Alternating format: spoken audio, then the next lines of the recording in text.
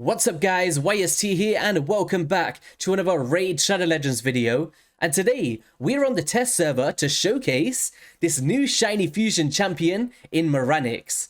She's a Force Affinity champion from the Dark Elves faction, and aesthetically, she looks insane. Now, the Raid team never fail to do a great job on the art of these champions. And she's got two swords in her hand. Flip her around, she's got two daggers in case she really doesn't like her opposition. Now, in terms of this showcase, guys, it's not going to be a full damage test or anything like that.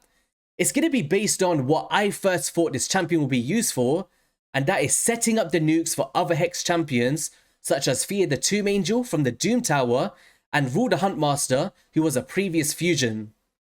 Now, I was really excited to showcase this, but if you do kind of intrigued in the damage test, stay tuned for towards the end of the video while I'll kind of do that stuff for you and do a little re-gearing process. But let's just briefly break down the kit and talk about what I like about it and if I think she's worth it as a fusion champion to go for. Now, on the Reaper's Dew, we'll attack one enemy 2 times with a 50% chance to place up to 2 extra hits if the target is under a Hex debuff. The chance to place each extra hit is calculated individually per hit. So there's kind of that 50-50 chance to get up to 4 attacks out on the Reaper's Dew ability.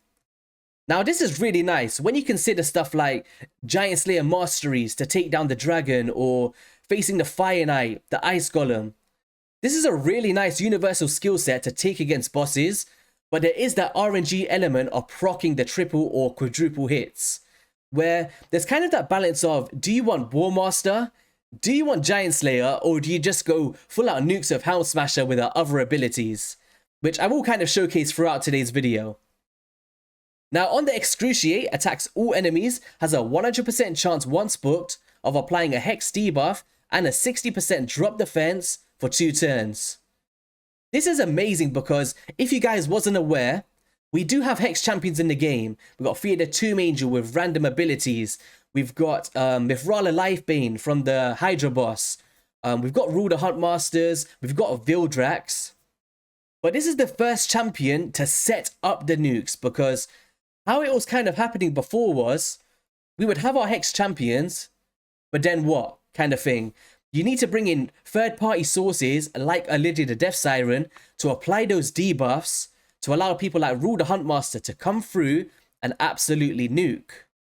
Now, what Maranix is here to do is come in with that Hex, come in with that drop defense in the same skill, so you don't have to cycle abilities and do it on a second turn, if that makes sense.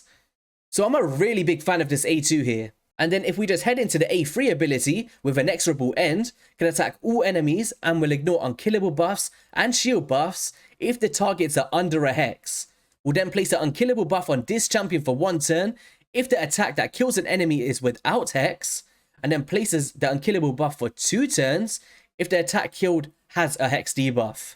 Now I really like this because you don't get punished for not having the Hex debuff up, so if you want to use other champions to enable her to nuke, you can do that and still get 1 turn of unkillable, but if you do happen to have that Hex up, it allows you to get 2 turns of unkillable, so you get a little bonus for that, which is really nice. Now on the passive with the Death's Collector, can reset the cooldown of this ability whenever this champion kills an enemy whilst under a Hex debuff. Will also increase this champion's attack by 5% for each enemy under Hex. This is just an outstanding kit. Now she does hit pretty hard with this ability if you build it straight for the nuking. But as I said today, I'm actually thinking that she should be used to speed farm specific dungeons and even in PvP if you want to, using this unique ability in Excruciate. Now the way that I built this champion today is a blend of damage, a blend of accuracy stats to place her debuffs, and also for speed so she can go first in my turn order. So we've kind of got Savage build, paired with some crit damage gauntlets, attack percent on the chest plate, and then we've gone speed on the boots. Now as I said, later on I will put attack percent on the boots, and we'll kind of trial it for damage in the Dragon's Lair. But we've also gone for accuracy, we've gone crit damage, and we've gone defense percent for sustainability. Masteries is subjective. I would say there is multiple ways you can do this. So one would be heading down to the Giant Slayer to kind of make use of that 4-time hitter if it procs, or if you just want to make it reliable, the War Master Mastery for the 2-time hitter. You can also go Helm Smasher for the nuking, which is a very viable option. Or if you just want to... Actually, yeah, that's probably the only ways I would go. I'd kind of avoid the defensive tree personally and focus on the accuracy stats to place that hex and drop defense. And that's just my kind of personal preference here. Now, there could be scenarios where you go the defensive tree, head down to the Retribution and Deterrence, and make full use of that A1 ability, proccing up to 4 times to deal that bonus damage. So it's very versatile in how you guys may want to build that mastery tree there. But in terms of my one, I've gone down to Giant Slayer just for this showcase. So that is the gear, the masteries, and everything that I've learned on this champion so far. And now let's head up into the stuff that I really wanted to show you guys. So I was up late last night, kind of prepping this for you. So let's just go into the Dark Elves. And I've got teams for the Dragons, I've got teams for the Fire Knight, and for the Faction Wars to really show the versatility of her kits. So I've got a presetted team here, full out Hex team, and that's kind of the theme of today's video, where we've got Provokes for Wave 2, we have got Hex for to coincide with our other champions, Cold Heart to deal enemy max HP, and Rule the Huntmaster to nuke the waves. We do have a preset here if you guys are kind of curious. So we're kind of opening up with nothing on this ability here. Then we're opening up with this one on Wave 2 to enable the Hex for the second nukes for our Maranix. We're doing an opener on Excruciate and nukes with this dude here. Alright then, so once we come up into here, we've kind of got those presets to enable everything to go perfectly well. So drop defense going out, nuke, nuke, completely annihilating with Root the Huntmaster. Now there is this unkillable buff, so what does she do? She speeds up your process and completely takes out that Black Knight.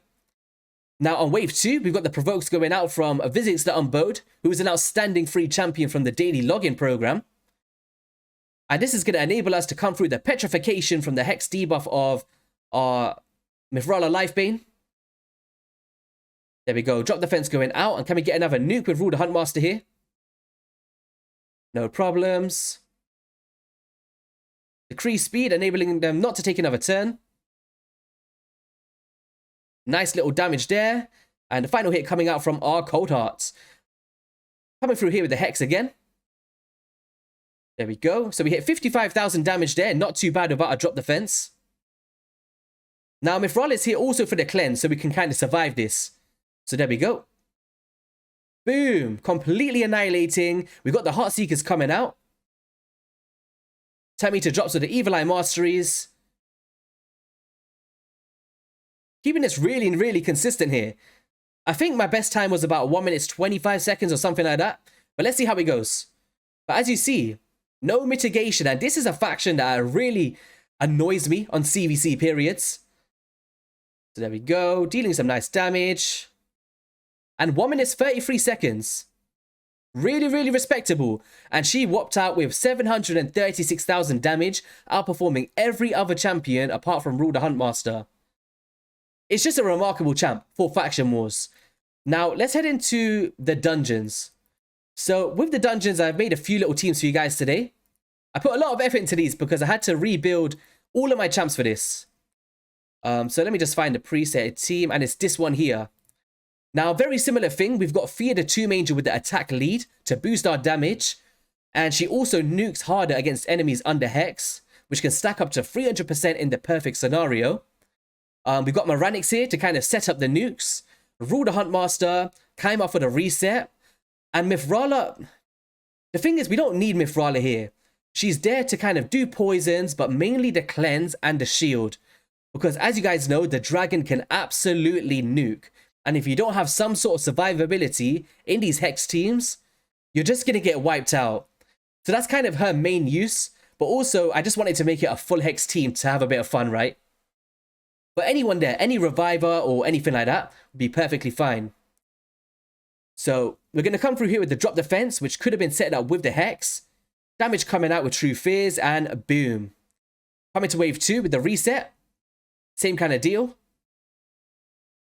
And also, what's her name? Mithrala does the increased attack as well, so that's really helping us out. So we never really one-shotted there, but we did pretty well. 26 seconds coming up against the Dragon 25 boss. Poison's going out. All right, so we never managed to get a 4-time hitter there, but hopefully sometime in this run we get to see it. So as we're saying, setting up the nukes of the drop defense. There we go, some nice damage there. Reset coming out. More drop defense. Nice little nukes. 200,000 coming out from Rule the Huntmaster. Poison damage. Nice. More poisons going out, of course, because that deals a lot of damage to these bosses. 2-time hitter there. It's really cool when you see the 4 times. Can you imagine a Relentless and just locking off with just the A1? That could be a sight to see. So as you see there is a kind of chance to really lose this battle if you don't have sustainability, which is the reason for Mithrala. There we go, we're coming through here. And I think the best time that I've seen with the best RNG was around 1 minute and I think 25 seconds. So that is considered a speed farm team using purely Hex champions. There we go. 4-time hitter. Really, really nice. And she whopped out at 1.6 million damage, outperforming via the Tomb Angel, who is built for damage here. So really, really nice. I'm a huge fan for her. And this is kind of the way that I would be using it if I was fusing this champion. Really, really solid. Now, if we head into the Finite Castle, unfortunately, we can't do stage 25 because of affinity disadvantages, but we can do stage 23. So, very similar kind of team, but we need to set it up a little bit different here. So, actually, do you know what? You guys can watch me do this. So, let's just take off Mithrala. And we want to get in a... Who do we want to get in here? So let's take out Fear the Tomb Angel. We'll just put a Cold Heart in. And we'll put in a... We need to put an Allure in to keep that turn meter down. So we just want to open up here with this. Open up with this as well. And we're going to open up with this one to break the shield with a first priority on the Heartseeker. And on this one here, we're just going to open up with these. Why not? Then we're going to block off this one and block off this one on Allure. And we should be good to go, guys. So we got no leads, nothing like that. We don't need it. Let's go. Now, Cold Heart is really going to be nicer as well because she does do the AoE damage to kind of set up the nuke here for Rule the Huntmaster. So it's not a perfectly balanced team, I guess. But hopefully it can give you an idea of how you could use this in the Finite. Maybe not for stage 25, but maybe 24 in the right setup. Nukes coming out. We really need to work on getting those one-shots in. Maybe a bit more damage could do the job. Oh, I should have blocked off that Heartseeker. Actually, it could be a good thing so we can set up again. Here we go. We're just going to keep that 10 meter down. Drop the fence going through. There we go. 10 meter down again. We just need one Heartseeker and we can get in sync here. Boom. And there we go. Now, let's see how fast we can do this. You guys can just guess in your head how fast we can do this. Stage 23 dungeon. Using a Hex team, which is really nice because we're always used to seeing Poison Explosion or Seer teams. And it's been really nice, a breath of fresh air for me as a creator to build a team like this, to be honest. So there we go. Nice little bit of damage coming through. Heartseeker's coming through as well. And we got a 4-time hitter. We got 3 hits in. One more Heartseeker. And boom. So 1 minute and 23 seconds. And this was a run I did earlier at 1 minute 18. And I think that's really, really nice for a Hex team. Like, just full brute force damage. And Maranix is the one that's enabling this with that drop defense debuff alongside the Hex. Where else can we try? Well, one place would be the Doom Tower. But I guess it's just going to be a similar kind of theme to what we're seeing. With the Ice Golem, I guess you could do it, but you're going to need in maybe a Bad El Khazar to kind of solo it after clearing the waves. But it could potentially work in the right setups. Clan Boss, I think she could be a really nice damage dealer because she does have drop defense. We do have multiple hits on the A1, and she does do nice damage with that A3. So in terms of arena, content creators love to keep all of their crazy defenses up. So it's really hard to kind of gauge a normal team like you'd see in Gold 5. But, ooh. I don't know what we can do here, guys. Maybe Yang. I guess we could do that. Do you know what we're going to do? Let me just re-gear her really quickly. So let me just get some attack percent boots on. Let's just do this and then we can do the damage test after as well. Let's do attack percent, equipped. And let's just get some savage boots on. So, okay, let's just do this. And now we've got... Alright, that's a more like it. We're not crit cap, but it doesn't really matter. We should be fine. 4,500 attack. Can we get attack percent on? Let's get attack on. There we go. Boom. So now we're at 5,000 attack, and that's kind of a reasonable showcase that most of you guys should be able to attain if you pass mid to late game. And let's just do this off auto. So let's just do increase attack. Get the sleeps out. Drop attack, drop defense. And now we're not going to be relying on hex here. We're just going to go for damage. So A3 ability, and we can get unkillable for 2 turns if they're under hex, but it's only going to be a 1 turn. And let's do this. So 118,000 damage. That's pretty respectable. And I think, obviously, the more you up the damage stats, a lot better than you're seeing today, it should be able to shine really nice. So we're just going to go in for a round 2 against a Yang again. And see if we can showcase that A1. Boom. Do drop speed. I'm going to drop attack, drop defense. And let's just do this A1 now. Actually, do I want to do the A2. So this is the drop defense ability with the hex. Okay. Do you know what? I should have done that again. Let me try that again.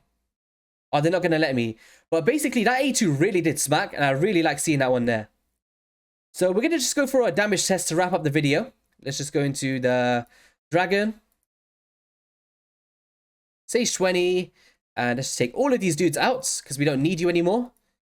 We're going to get a Legend Death Siren in there. And then we're going to get an Arbiter. Where is she?